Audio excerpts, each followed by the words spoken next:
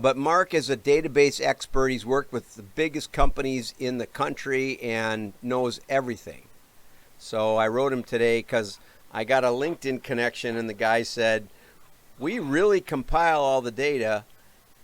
And of course, I get that all the time, and it turns out that they're just reselling it. So have you ever heard of that guy? No, I've not heard of them. It does appear that they're reselling, so that's what I'm calling back for, just to let you know, and plus to say hi and catch up. Yeah, so I was right, huh? In fact, I offered the guy said, I want to call you and tell you about how all our data is real and compared to everybody else. And so I said, let's do a Skype interview and I'll put you on my show. And then the guy said, no, I don't want to do that. Yeah. It would have been a brutally fun interview, though. So what's wrong with reselling someone's data? Why is it so important that they compile theirs? What you're really trying to do is accomplish people's overall objective, and if you can do it, yeah, I'm okay with it. Why not? Yeah, every 98% of the people out there are resellers. Yeah, because some of the most foundational stuff comes from the Census Bureau and the credit bureaus. And if you're not one of those, you're kind of out of luck. Yeah, a lot of that, and people have been able to, go and get some of the information to do a good job, the age, income, estimators, and then also, any measure of affluence, and then also look at what they can do with respect to length of residence and how that correlates with the various types of products that people purchase. So, sure. Why does it matter if it's your data? No, well, and each and a lot of people will take real estate data, like property tax data from county records, which is public, or they'll take another piece here and another piece there, and each one can contribute to it. Nobody puts the whole thing together all by themselves. And so I just object to when they lie about it. Yeah, I totally understand. I totally agree, and I agree with you. Even back in the day when I first started getting into it, there was so much swapping going on that you never knew, who had what after a while. But, back in the day, it used to be, age information, home ownership information, who could have the best income model. In fact, it's kind of interesting that at one point, 3 of the major providers of data that did do their own compiling in the industry was actually selling income estimators that I developed. So it's kind of interesting. Yeah, and I remember when D&B was going to buy Info USA, and Info USA actually was calling businesses, but because they were for sale, they decided to stop since D&B was probably going to do it anyway. And so when they bought them, D&B found out it was like 18 months out of date. Yeah, I don't know that story, but I know a lot of stories. It was always a race to who could compile what, but just as everyone should know, everyone had their own niche. And so, I was on a plane with Hal Burnett, Ed Burnett's brother, who was one of the top guys at National Business List, and I asked him how he did that income thing, because I mean not income, but number of employees, because I said, on your list, like every gas station has 8 employees or 10 or whatever it was. And I said, I did work for Amoco, and those truck stops on I-80 are way bigger, and I was working with actual sales data. And he laughed, and he says, you're like the only person that's ever caught that. He said, we just made it up by SIC. We figured, most gas stations are little. Yeah. And that's a real compiler. At one time was getting age information from some of their, if you will, consultants or the subcontractors, and they were being provided to them, and all of a sudden we start looking at stuff like that, and this was like one of the top 3 compilers in the nation of age information at the time. Would go, boy, there sure are a lot of people born on December 14th, and you go, wonder why that is. And as time goes on, what it would really be is that's when they would get the information in from their subcontractors or compilers. On that day is when they came in, and that's where some of the information couldn't be verified. They just slugged the data in there. So It's a crazy world out there. I've seen a lot of tricks going on, and it's funny. It's funny how somebody can be 32 years old and have a length of residence of 42. So. Well, I remember looking at, somebody gave me access to their data, and so I looked up my dad, who lives on the lake, the big house on the lake, and no, first I looked up myself, and I was just amazed because they had my age right, they had my home value pretty close to right, and just a whole bunch of stuff, and so then I think even my income, and then I looked up my dad, who lives just down the road from me, literally my driveway, just keep continuing on. But he's on the lake, and so his house was worth 10 times more than mine, even though we were next door neighbors. And it had all the same data for him that it had for me, because I was almost exactly the average for my geography, and he was on the lake, so he was, way off whack. And I realized that it was all just fabricated from the census data. Yeah. Well, good. Well, I'm glad I could contribute a little bit today. So, sure. And that, by the way, is also part of the answer to your question, which is, why do you care? Well, what I've learned over the years is the closer you can get to the people that actually fill in the blanks, yes, the more you'll find out about the accuracy or inaccuracy of data in general. That's a good point. So absolutely. So good. All right, big guy. Well, let me call you back in a few minutes, because I was supposed to do a particular topic. So let me touch on that a little bit, and then I'll get off the air and I'll give you a call, okay? No worries. It's great to hear your voice. Take care. Sure. Bye-bye.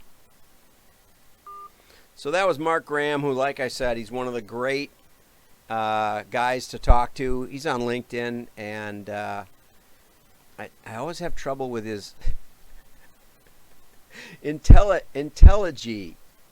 I think is, but he says it differently. It looks to me like IntelliG.com is his website, and you can find him on LinkedIn really easily, Mark Graham.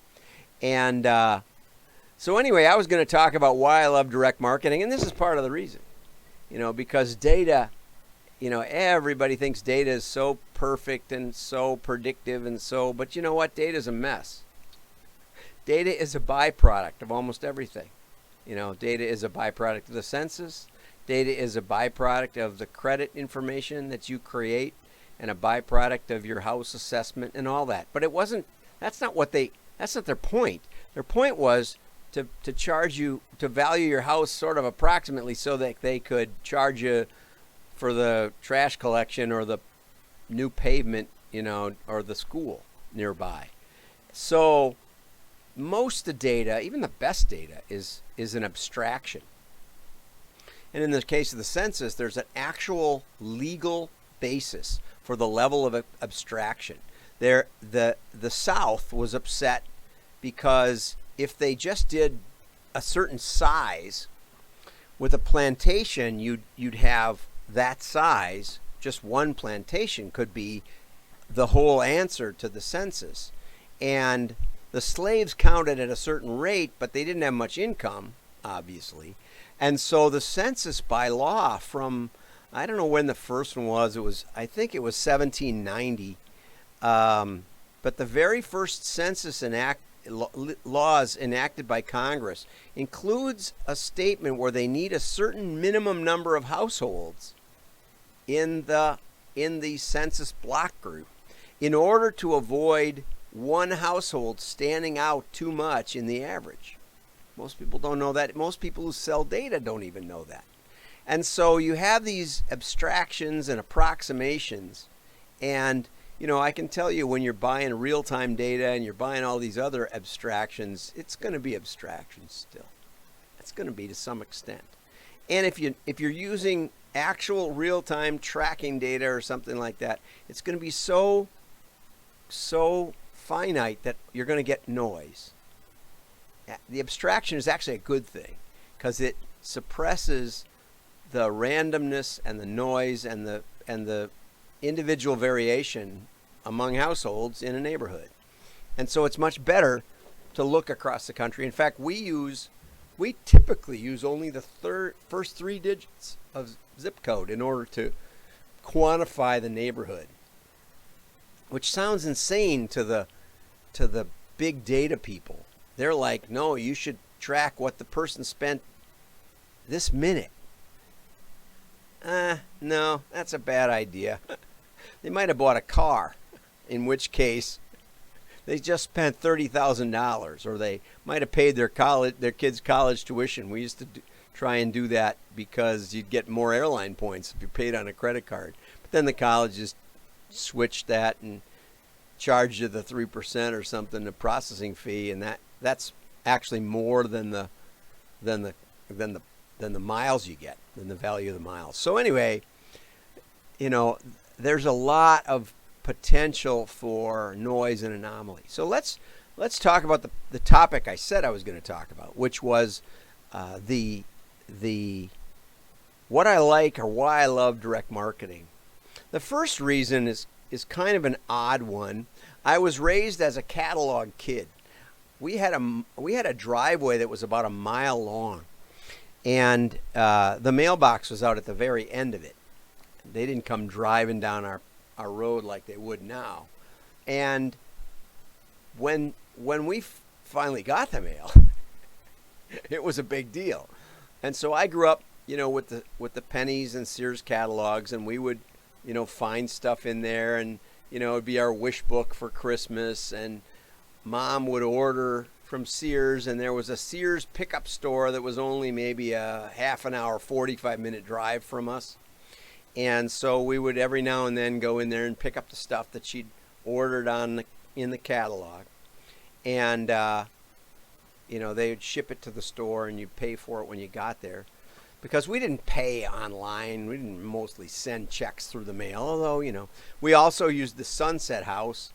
And I remember one item that we got, which was the freezable drink balls. And I don't know why I remember this, but I remember this as a kid.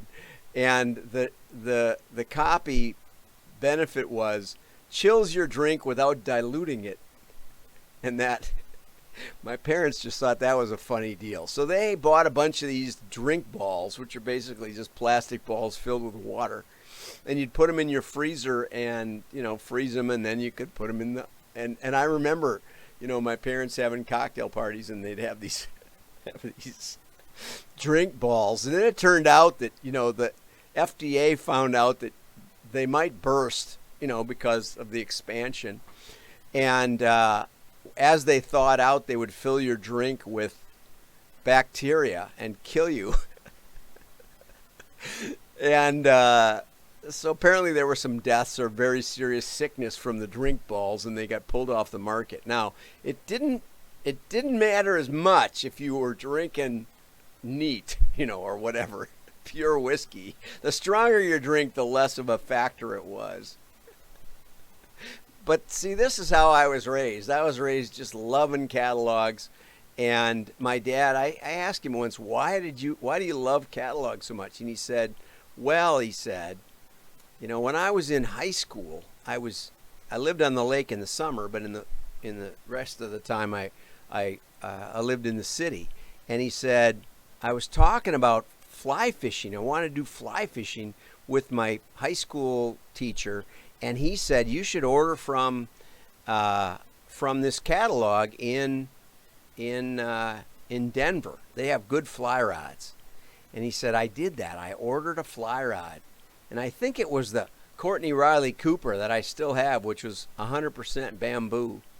And I got offered $1,000 for that just by talking about it. Somebody wrote me and said, I'll give you $1,000 for that if you still got it. I said, I still got it, but I didn't sell it because it was my dad's. It needs a new tip on the very end of it, but that's not uncommon with those rods. Anyway, so he bought his first mail order product in high school, and we still have it today. And we were a mail order company. We were a mail order family ever since, and I remember my mom ordering bedspreads from Penny's, and they were like the wrong color. She was big on Rit dye and stuff. She would dye everything. We lived in a genuine log cabin, and we were pioneers. Anyway, so the first reason is because that's my heritage. It's a great American heritage to be a direct marketing family, and we had some really funny stuff. I'm sure my sister and brother have more stories. The other reason was I went to college thinking that I would be a minister, and so I got a degree. First I was going to be a politician, and a lawyer, and I didn't know any lawyers that I liked, so I decided not to pursue law, although I did take the LSAT and did better than any of my friends who went on to become lawyers. So I think I could have done it, and I do a lot of legal stuff to this day. But I ended up getting an undergrad in ancient and medieval history, a double major with philosophy, and probably we'd call it philosophy of religion. And then I got a master's in philosophy of science, mainly because I had great hockey seats, and I graduated early and wanted to keep going. So I did take one business class because my dad thought it would be funny. No, because I thought it'd be funny. My dad kind of wanted me to take some business classes. But what do you do when you got a master's in philosophy? Yeah, mail order marketing. No, multi-level well, it depends. I got a comment here. MLM. Could be multi-level, I suppose. That's a great American tradition also. But I was talking about mail order marketing. And it used to be the DMMA, the Direct Mail Marketing Association, when I got in it. So I got out of college, and my dad decided I better go get a job. And so I sold printing for a while, and then I did some marketing at a little distributing company. I programmed their computer a little bit, and I did their brochures, and I had some advertising background. Oh, okay. And so then I got hired as a marketing consultant with a direct marketing catalog consulting firm. And they basically said, well, you know something about printing, and you know something about business to business, and something about distribution and computers. That's what you need. I am legitimate, yes, sir. I mean, in a manner of speaking. Connect with me on LinkedIn if you want. It's the same, John Miglosh, and say that you were on my Periscope. That would be a riot. So anyway, I'm just giving people something to watch on Friday afternoon that to pass the time. Anyway, so my boss basically said, well, anybody can do direct marketing.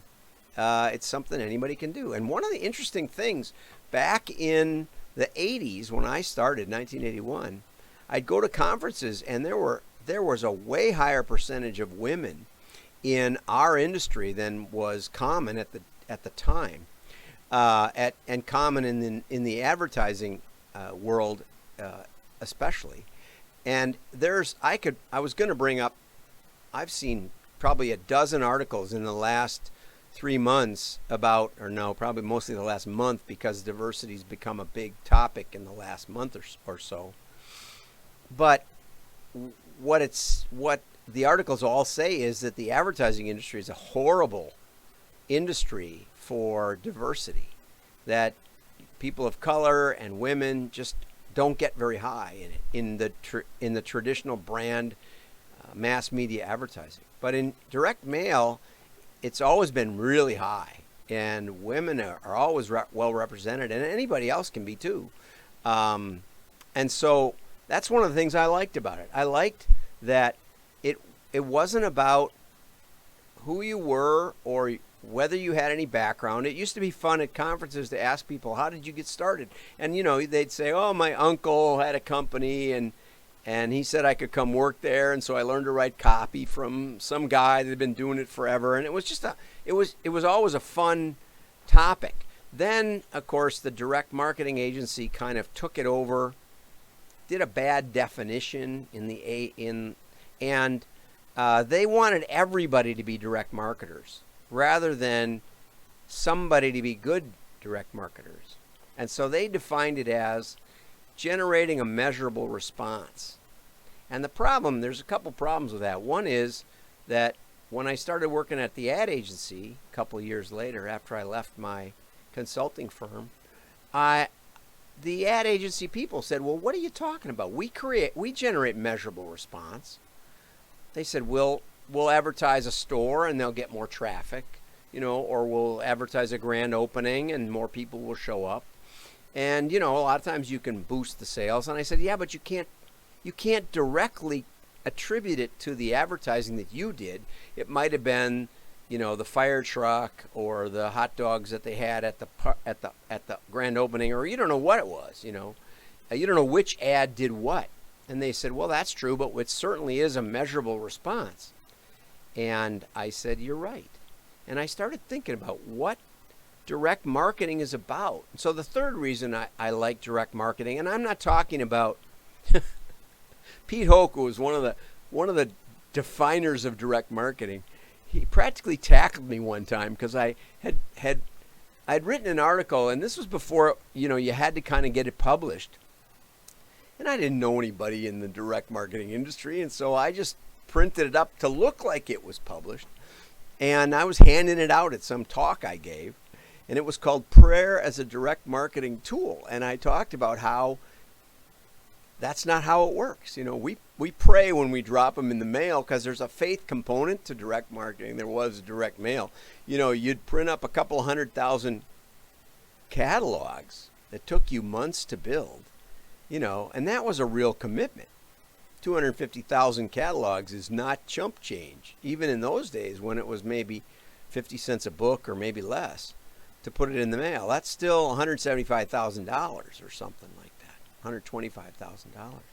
So for most companies, mid-sized companies, that was something. And you put it in the mail, and they've never had a mail order call in their company's history. And all of a sudden the phone starts ringing. And then the phone really starts ringing. And the orders pile up because they can't take all the orders. I helped IBM launch the AS400 catalog. And they asked me, well, how many businesses are there in America? And I said, 10 million roundabouts, depending on how you count it. If you exclude people under 10 employees, which you probably would want to, it might be, 5 million. They said, you mean for a measly $5 million we could mail everybody? I said, yeah. I said, but I wouldn't do that because, you might want to roll it out slowly and make sure all the systems are right before you put it in the mail.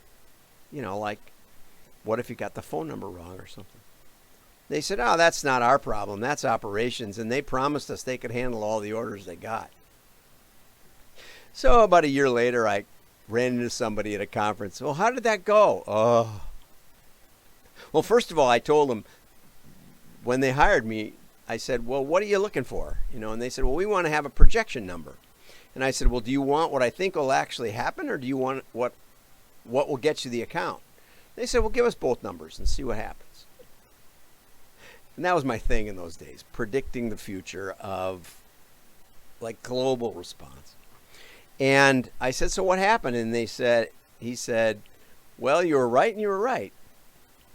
It generated the amount of business you guessed it would.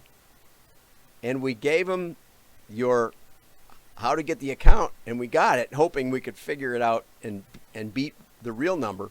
But he said, you were also right about the rollout, and they had nothing in stock. They had nowhere near the right number of people on the phone or the right amount of inventory. It took them 2 years to recover from all the people that didn't get through because it was such a big hit. So are you working with them still? No, we got fired. So they should have listened. Anyway, but the point is that direct marketing is the isolation of causal variables, and that's why it can work within your digital framework, within your retail framework. We can set it up so you know something for real, which is amazing. And when you know something for real, you can roll it then out into TV or radio or mass media or whatever you want. But you don't have to be able to track those media at the same level, because we already know the offer that's the best, that we've figured out. We already know some other things about your customers. So starting from a solid foundation with isolation of causal variables, that's the scientific method. That's the scientific method of experimentation. To just try something and then try something else and try something else and know that you could measure if you felt like it, that's a lousy definition. That's a lousy execution. But direct marketing does let you isolate causal variables if you figure it out. So then, fourth, mail order. Mail order is the key. It's the key to making machine learning work. The key to making machine learning work in marketing. Nobody else says it. I'm the only one. And one of these days I'll read an article by some mucky muck who has lots of followers, and they'll say it, and they'll claim it. They came up with it. But I've been saying it for a couple of years now, 2 or 3, because I've been pondering it for more than that. But what happens with mail is because of the high engagement and because of the tactile nature, you have to engage with it. And because it's physical, it'll pile up. Around here, I have piles of catalogs. I finally, put them in file drawers or something, but they pile up there. I mean, my office could be a museum of mail pieces. And so you got to do something with them. You got to throw them out if you don't want them. Digital, on the other hand, self-destructs all on its own. There you see it. Now you don't. You don't have to worry about it. If you don't pay any attention to it, there'll be more. Whereas junk mail, you have to deal with it. And so then what that means is we know who got mailed. We know that they saw it. We know who bought and who didn't buy. And we have the isolation of causal variables at a high level, which allows us to do machine learning with that labeled data set. And I'm not going to get into that because if you're interested, go back and look at my YouTube playlists for Miglosh Marketing or my posts on LinkedIn.